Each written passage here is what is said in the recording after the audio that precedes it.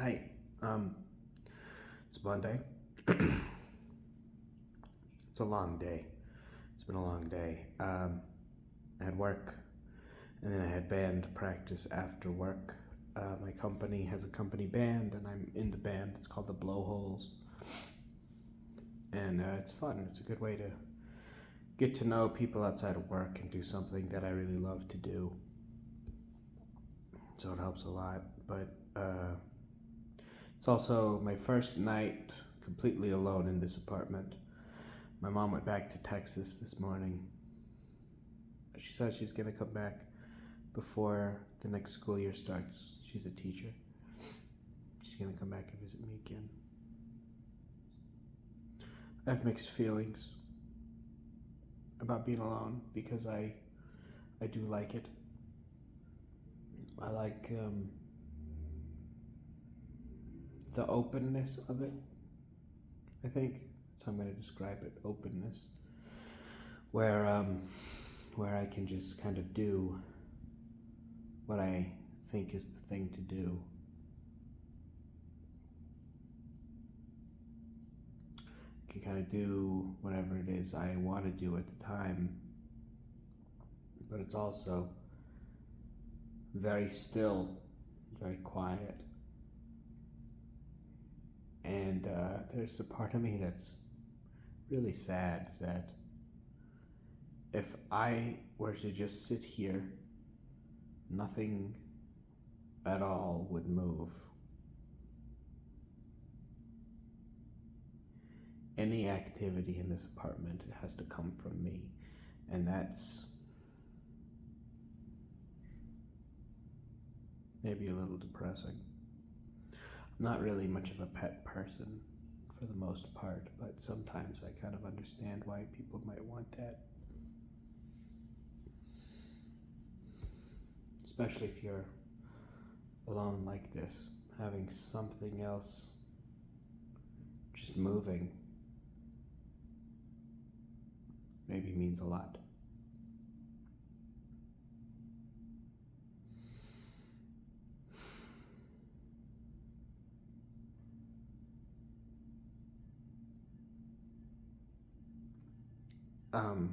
This morning, my lawyer Kim sent me an email, and she said, she was sorry, but the office had been closed over the weekend, which I knew.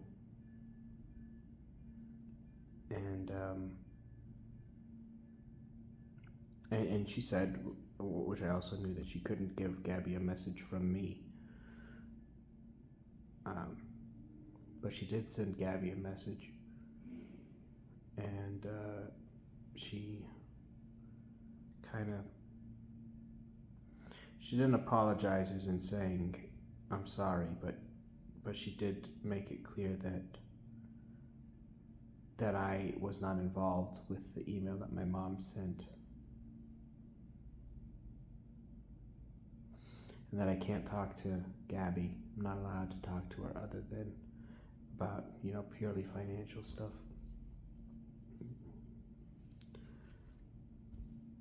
Yeah.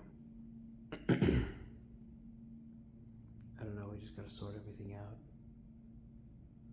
What else have I done recently? I signed up for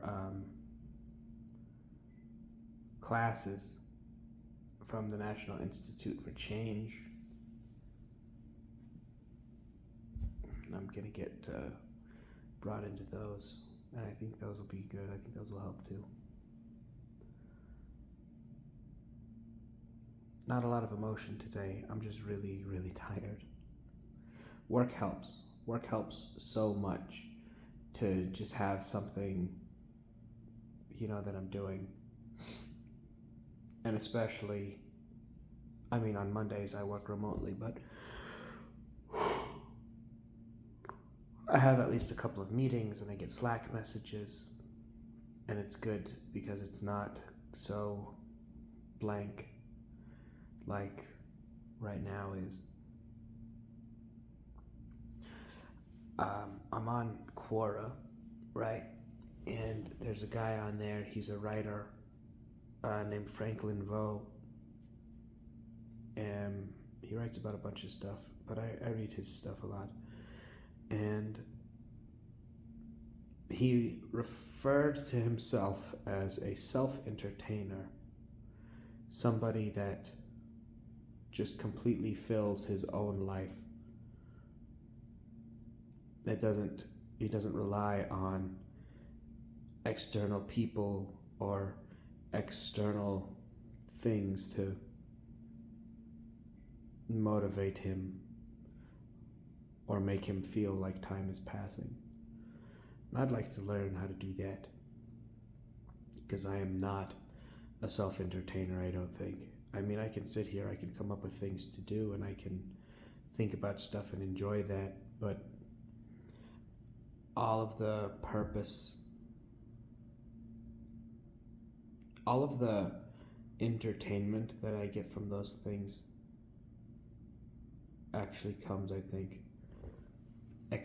externally. It's like, it's kind of like energy, I guess. Like whenever I do that stuff, it's like I'm building potential. I'm building potential inside me, and then there has to be someone else, some external force that transforms that potential into real. So it's like I can sit here and I can come up with stuff, and that's kind of potential entertainment. And I mean, it takes up my time, but it's potential enjoyment. Like, say I want to make a painting, which I do. I've got some big canvases over here. But say I want to paint a painting. I want to paint a painting. I want to paint it. And I go there and I paint stuff, and it takes time, and I do like painting, but it's whenever somebody else comes over and I show them the painting, that's when the joy from the painting really comes alive in me. So maybe I'm a bit of a self-entertainer, but I'm not like a self-joyer, a self-enjoyer. I don't know. Something like that. Let me tell you a bit more about mine and Gabby's story. So I think where we left off,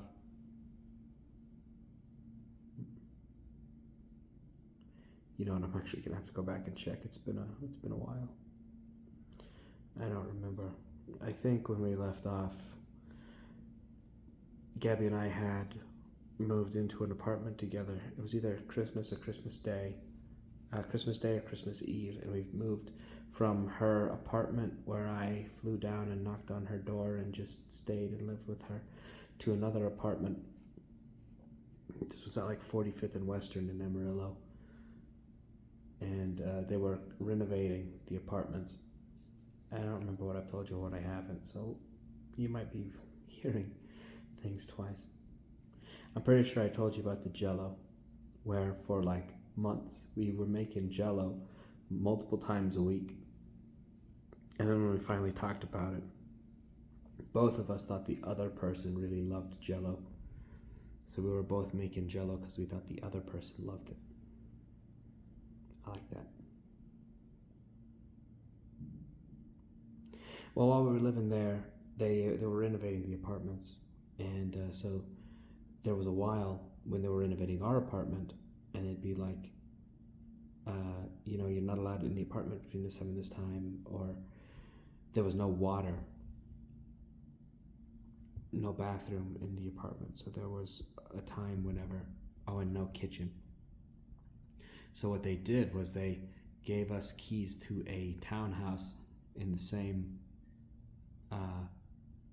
apartment complex, and they had us go to that other townhouse if we wanted to like shower or cook or anything. And at the time, Gabby wasn't vegan yet.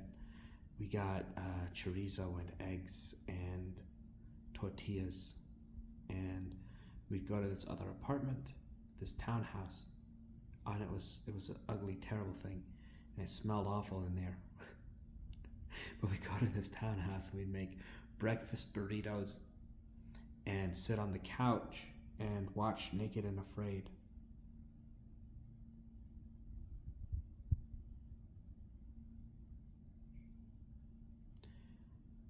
Naked and Afraid is not something I would ever watch by myself, but I really loved watching it with Gabby.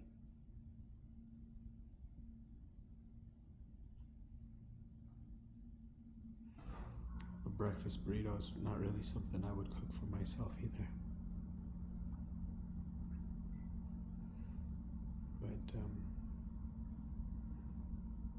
at the time, I don't think Gabby really enjoyed that. I think she was upset about not having access to that stuff in our apartment, but I loved it.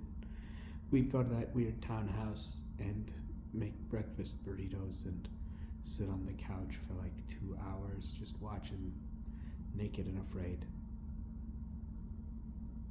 I love that's kind of stuff that I really, really love doing with her, is just kind of being.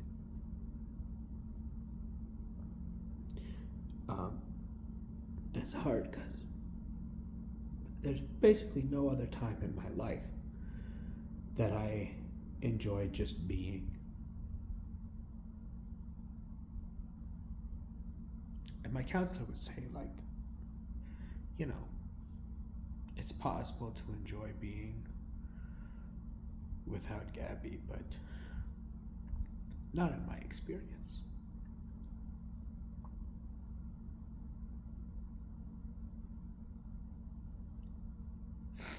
All right, that's where I'm going to stop today. All right, I'll see you guys tomorrow.